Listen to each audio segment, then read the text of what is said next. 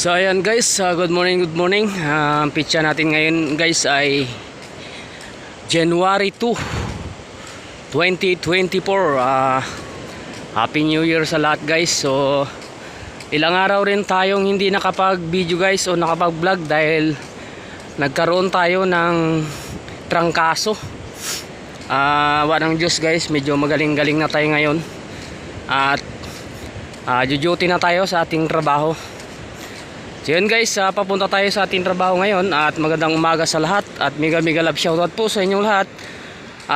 Update lang po tayo sa ating channel.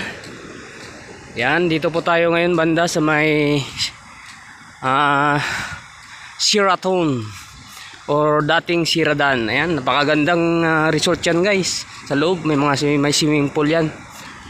So ayan, naway pagpalain tayo ng pong may kapal at gabayan tayo sa ating trabaho.